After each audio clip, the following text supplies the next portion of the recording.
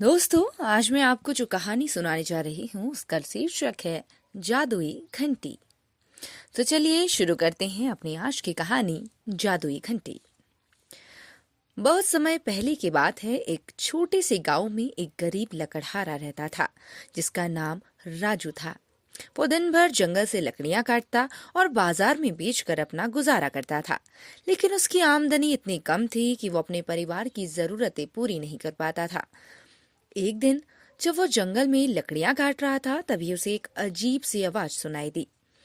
वो आवाज घंटी बजने जैसी थी, लेकिन वो किसी मंदिर की घंटी नहीं थी।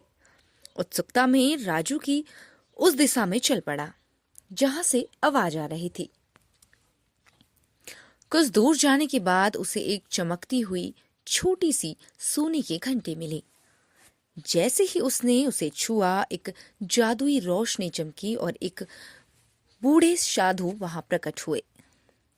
साधु ने कहा, राजू, ये कोई साधारण घंटी नहीं है, ये जादुई घंटी है। जब भी तुम इसे बजाओगे तुम्हारी एक मनोकामना पूरी होगी। लेकिन याद रखना, इसका उपयोग सिर्फ अच्छे कामों के लिए ही करना, वरना ये तुम्हारे पास नहीं रहेगी। राजू बहुत खुश हुआ और साधु को धन्यवाद देने लगा। घर लौटते ही उसने घंटी बजाई और मन ही मन सोचा, काश मेरे घर में खाने के लिए बहुत सारा भोजन आ जाए।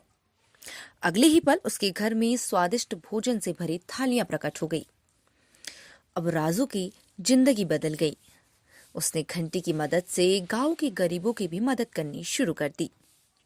अगर किसी के पास घर नहीं होता तो वो घंटी बजाकर उनके लिए घर बना देता। अगर किसी के पास कपड़े नहीं होते तो वह उनके लिए नए कपड़े मंगवा देता। लेकिन गांव में एक लालची व्यापारी भी था जिसे इस जादुई घंटी के बारे में पता चल गया। उसने राजू से घंटी छीनने की योजना बनाई। एक रात उसने चोरी छिपे राजू के घर से घंटी चुरा ली और अपने महल में जाकर उसे बजाया। उसने कहा, मैं चाहता हूं मेरे पास ढेर सारा सोना आ जाए। घंटी बजी, लेकिन कुछ नहीं हुआ। उसने फिर से बजाया और कहा, मुझे सबसे अमीर आदमी बना दो। अचानक एक तेज हवा चली और जादुई घंटी गायब हो गई।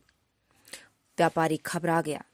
तभी आकाश में एक रोशनी चमकी और वही साधु प्रकट हुए। उन्होंने कहा, यह घंटी केवल अच्छे लोगों के लिए थी जो दूसरों की भलाई के लिए इसका इस्तेमाल करे, लालचियों के लिए नहीं। घंटी वापस राजू के पास चली गई और उसने इसे सही तरीके से इस्तेमाल करना जारी रखा। धीरे धीरे उसका गांव खुशहाल हो गया और वह हमेशा अपने अच्छे कामों के लिए जाना गया। इस कहानी से हमें ये सीख मिलती है कि लालच का परिणाम बुरा होता है। अगर हमारे पास कोई शक्ति या संसाधन है तो हमें उसे अच्छे कामों में ही लगाना चाहिए, जिससे दूसरों का भला हो सके। तो दोस्तों, ये थी हमारी आज की कहानी।